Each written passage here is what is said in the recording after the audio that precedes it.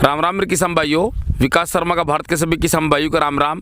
मेरे किसान भाइयों, आप देख रहे हो फार्मिंग हिंदी एडवाइस चैनल, और इस चैनल के माध्यम से मैं हमेशा आप लोगों के लिए कृषि संबंधी वीडियो लाता रहता हूं। मेरे किसान भाइयों, पिछले 3 वीडियो मैंने बनाए हैं नींबू की बागवानी आप किस तरह से करें, या नींबू की बागवानी के ऊपर जो ग्रोथ नहीं होती है तो उस ग्रोथ का उपाय कैसे करें। तो संपूर्ण जानकारी मैं आप लोगों को दे रहा हूँ नींबू की बागवानी की।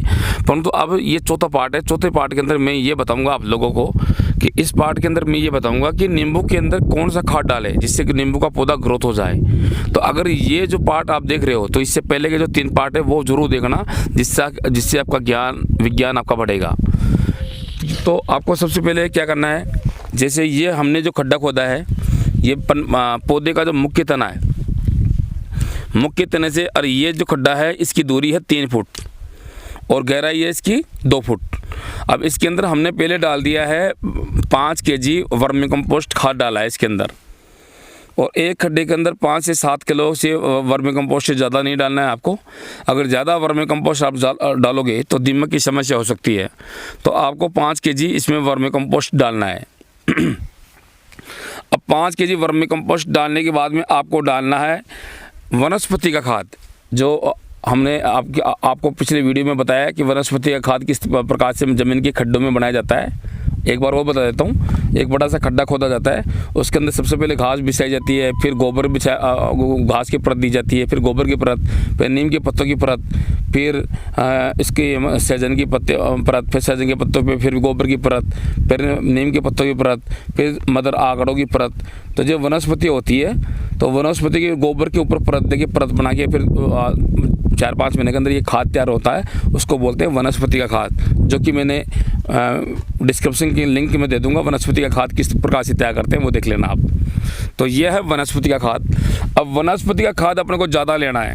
ज़्यादा इसलिए लेना है कि इस वनस्पति खाद के अंदर दीमक लगने की कोई संभावना नहीं है, क्योंकि ये वनस्पति से बना हुआ खाद है, गोबर और पेड़ पौधे की पत्तियों का। तो अब इसमें डालेंगे हम 15 केजी खाद डाल देंगे। डालने के बाद उठा के डाल दो चारों तरफ घुमा के। खाद इस प्रकार डाले कि पेड़ के चारों तरफ खड्डे के अंदर आ जाए। ये देख लीजिए आप, ये हमने 5 केजी हमने पहले वर्मी कंपोस्ट डाल दिया था, फिर इसके अंदर वनस्पति का खाद डाल दिया था, ये 15 केजी। पूरा डाल दो। हाँ, ये हमने वनस्पति का खाद डाल दिया है। ध्यान रखिए कि तने की पे मिट्टी इतनी मोटाई रहे। 9 तने से ये जो मिट्टी देख रहे हो आप, ये 9 इंच की मोटाई में रहनी चाहिए बिल्कुल। तने के पास के अंदर ये खाद नहीं डालना चाहिए, क्योंकि तना की जड़ें की हवा लग जाएगी तो ये पेड़ ख़त्म होने का डर रखता है। तो इसकी मोटाई इतनी रखे। अब आपने 15 केजी इसमें खाद डाल दिया है, वनस्पतियों का खाद। अब इसके अंदर हम क्या करेंगे, सबसे पहले खल डालेंगे सरसों की 5 केजी सरसों खल हाथ से डाल दो। ये 5 केजी सरसों की खली चारों तरफ डालेंगे। मेरे किसान भाइयों, ये तरीका विश्व के अंदर आप लोगों को कोई नहीं बताएगा, भारतीय कृषि विज्ञान केंद्र के डॉक्टर भी नहीं बताएंगे आप लोगों को, परंतु मैं देश हित और किसान हित के अंदर ये तरीका बता रहा हूँ, ताकि आप लोग आगे बढ़े, आप किसी के गुलाम ना रहें। हो गया 5 किलो गया। अब ये सरसों की खली हमने 5 किलो इस गड्ढे में डाल दी है। अब इसके उपरांत हम डालेंगे इसमें आधा गिलास सरसों का तेल। तो इसको तेल को ऐसे घुमा लो बस एक बार। हाँ, एक बार चारों में राउंड दे दो एक बार। ये सरसों का तेल हमने डाल दिया, ये देख लीजिए बस। तो ये आधा केजी हमने सरसों का तेल इसमें डाल दिया। अब इसके अंदर डालेंगे, फिर हम इसमें डालेंगे 5 केजी कार्बन खाद बाल्टी में निकाल लो, क्योंकि ये धीरे धीरे डालना, ये उड़ेगा हवा के अंदर।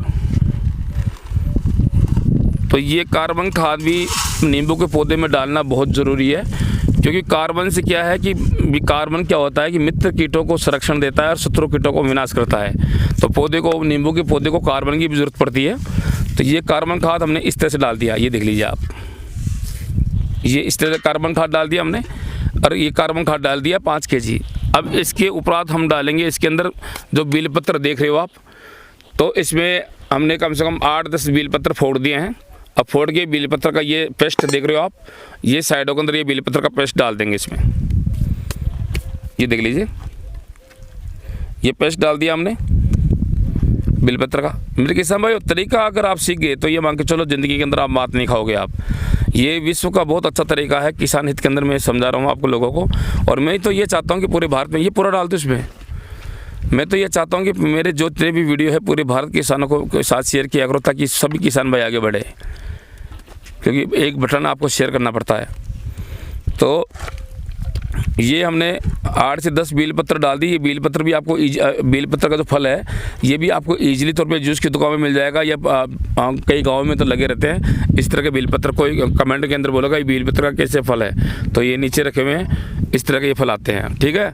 अब अपन इसके अंदर डालेंगे माइक्रोराइजा। इसमें हम 100 ग्राम माइक्रोराइजा डालेंगे। माइक्रोराइजा हो सके उतना ऑर्गेनिक लेना है। और माइक्रोराइजा से क्या होता है कि जड़ ग्रोथ करती है। तो आपको 1 चम्मच, ये देख लीजिए, ये 1 चम्मच भर लिया, इसमें माइक्रोराइजा इस तरह से डालना है,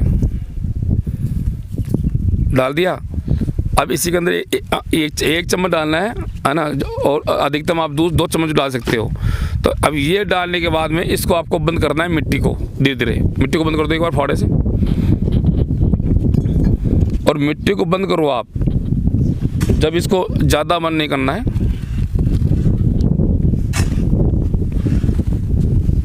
वो जिप्सम ले वहाँ से इस गमले के अंदर से।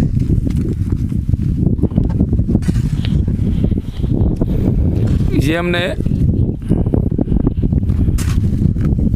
हमने मिट्टी से जो मिट्टी से खड्डे को बंद कर रहे हैं। तो इस पे क्या है, मिट्टी आपको 4-4 इंच की मिट्टी परत डालनी पड़ेगी। 4-4 इंच की मिट्टी की परत, ये देख लीजिए। ज़्यादा मिट्टी नहीं डालनी है आपको इस खड्डे के अंदर, 4-4 इंच की मिट्टी डालनी है, ये देख लीजिए। वीडियो जरूर बड़ा होगा, परंतु इस वीडियो को देखोगे तो आपकी लाइफ सुधर जाएगी, आपको बहुत ज्ञान मिलेगा। अब इसके अंदर ये इस मिट्टी को नीचे घुस के लेवल कर देंगे। लेवल कर दो इसको अंदर से बिल्कुल, हाँ हाथ से कर देना है लेवल बिल्कुल। और मेरे किसान भाई आप ये सोच रहे हो कि कोरा वर्मी कंपोस्ट खाद डाल दें, क्योंकि वर्मी कंपोस्ट खाद ज़्यादा डालोगे तो उसमें क्या, वर्मी कंपोस्ट में ज़्यादा डालने के कारण क्या होता है कि दीमक का प्रॉब्लम आ सकता है। तो ये जो सामग्री में जो बता रहा हूँ इससे दीमक भी नहीं आएगी, और आपका जो नींबू का पौधा है वो बिल्कुल हरा भरा रहेगा, और इसका ग्रोथ तेज़ी से पड़ेगा नींबू का पौधा बहुत ही शानदार तरीके से। और ये भी बात है कि मेरे को हज़ारों प्रकार के नींबू की बागवानी की, हर तरह की बागवानी के फॉर्मूले आते हैं। तो मैं अब ज़्यादा फॉर्मूला आपको कम समय में दूँ तो वो तो रहेगा नहीं, क्योंकि कम में मतलब 2-4 घंटे की बात मैं आपको 5-7 मिनट के अंदर यूट्यूब के माध्यम से सिखाना चाहूँगा, तो वो तो कैसे सिखा पाऊँगा। तो मैं पार्टों में आपके लिए वीडियो लेकर आऊँगा। कोई अगर चाहता है कि मेरे से बागवानी कराना चाहते हैं तो मैं बागवानी भी करा सकता हूँ आप लोगों को, या आपके मरे हुए पौधों को जिंदा भी कर सकता हूँ, आपकी बागवानी की देखरेख भी कर सकता हूँ। मेरी गाइडलाइन के अंदर बागवानी भी कर सकते हो। अब सवाल आता है, मिट्टी ही बंद कर दिया, अब इसमें 5 kg जिप्सम डालेंगे इसके अंदर।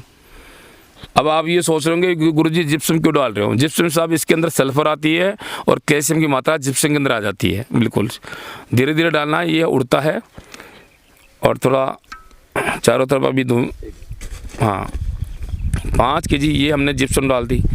अब जिप्सम भी बहुत ही इसमें सल्फर, पौधे को सल्फर की मात्रा, कैल्शियम की मात्रा भी चाहिए।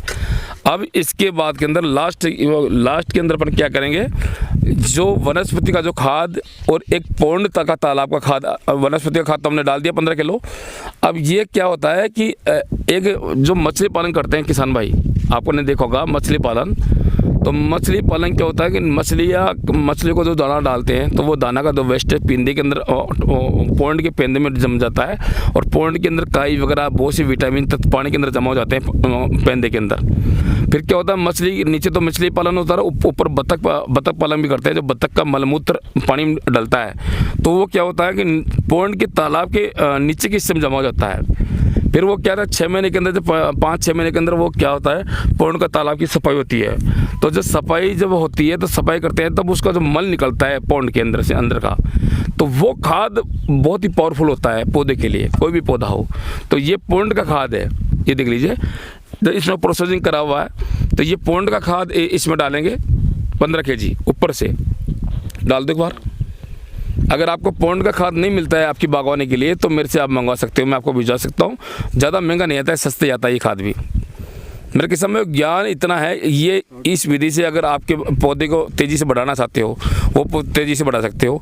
रेगिस्तान दो तरह के आते हैं, एक तो मरुस्थलीय रेगिस्तान जो जहाँ पे मिट्टी उड़ती रहती है, आंधी तूफान, और भारत के अंदर एक रेगिस्तान और है, वो कौन सा है? कठोर रेगिस्तान, जहाँ पे मिट्टी टाइट है, काली मिट्टी, पीली मिट्टी, बहुत ही भयंकर मिट्टी टाइट है, जिस मिट्टी के अंदर जड़ की ग्रोथ ही नहीं हो सकती, इतनी मिट्टी टाइट है। तो उस जगह पे तो ये फॉर्मूला बहुत शानदार है। और इसमें आपके बालू मिट्टी है, कोई सी भी मिट्टी है, गुजरात, राजस्थान, पंजाब की मिट्टी, हरियाणा, यूपी, बंगाल, बिहार, कहीं की भी मिट्टी, ये फॉर्मूला आप आजमा सकते हो। ये बहुत ही बेस्ट तरीका है।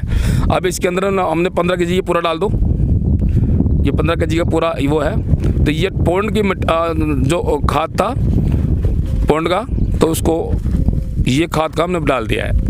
अब डालने के बाद में अपन को क्या करना है, इसको बंद कर दो, पूरे को पैक कर दो। हाँ, एक बार रुको, इसके अंदर कॉपर सल्फेट की मात्रा देंगे, पूरा उठो। तो एक आधी चम्मच डालेंगे नीले तोते की कॉपर सल्फेट, पौधे को कॉपर की जरूरत है, तो इसमें डालेंगे नीला तोता, कॉपर की जगह नीला तोते ले लो आप। तो इसमें करीब हम ये आधा चम्मच ले लो, करीब हम ये मान लो 50 ग्राम नीला तोता डाल दो इसके अंदर। ये देख लीजिए नीला तोता, तो इसके अंदर पौधे को कॉपर की मात्रा में मिल जाएगी, जिससे जड़ गलन वगैरह ये नहीं रहेगी, जड़ गलन की प्रॉब्लम। अब इस खड्डे को बंद कर दो, आप पूरा बंद कर दो इसको, आप पूरा बंद कर दो। मेरे किसान भाइयों, ये जो फार्मूला मैं आप लोगों को बता रहा हूँ, ये नंबर 1 मेरी तपस्या का फल है, मेरा अनुभव है। आप इस वीडियो को देखकर अपने बागवानी का खुद का इलाज कर सकते हो, कोई दिक्कत नहीं है। जब मैं कठोर मिट्टी के अंदर, टाइट मिट्टी के अंदर में यहाँ पे पथरीली मिट्टी है, उस मिट्टी के अंदर बागवानी खड़ा कर रहा हूँ, तो आपके पास तो नॉर्मली है, आप आराम से बागवानी के अंदर बढ़ सकते हो। भारत के अंदर बहुत से ऐसे किसान भाई हैं जो कंफ्यूज रहते हैं, वो मन में डर रहता है कि मेरी बागवानी ख़त्म हो रही है, मैं क्या करूँ। मेरे किसान भाई, उपाय हर चीज़ का है।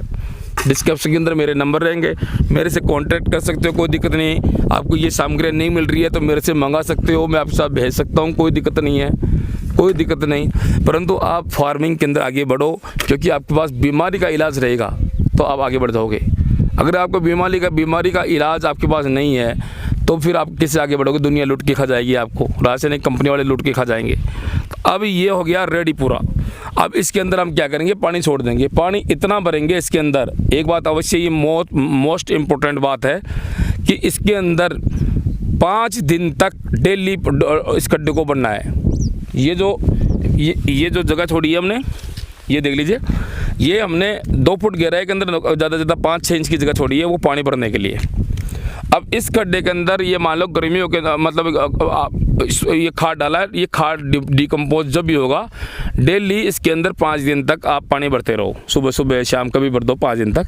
5 दिन के बाद के अंदर आप ईजिली तौर पे जो आपके पास पानी उपलब्ध है, जैसे देते आए हो पहले वैसे पानी देते रहो आप, कोई दिक्कत नहीं है। पौधा तेज़ी से ग्रोथ करेगा, फ्लो रहेगा, फल भी आएगा और पौधा हेल्थी भी रहेगा। तो इसी तौर पे मेरे किसान भाइयों, ये वीडियो समाप्त होता है, और भी मैं आप लोगों के लिए अच्छे वीडियो लेकर आऊँगा। परंतु मैं आशा करता हूँ कि मेरे इस वीडियो को भारत के सभी किसानों तक फैलाया जाए, ताकि भारत के अंदर नींबू की बागवानी और तरह तरह की बागवानी करे लोग। तो मैं चाहता हूँ कि आप मेरे इस वीडियो को लाइक, शेयर, सब्सक्राइब करें, बगल में जो बेल घंटी उसको जरूर दबाएं, जिससे मेरे नए कृषि संबंधी वीडियो आप तक आसानी से मिले। जय जवान जय किसान, वंदे मातरम।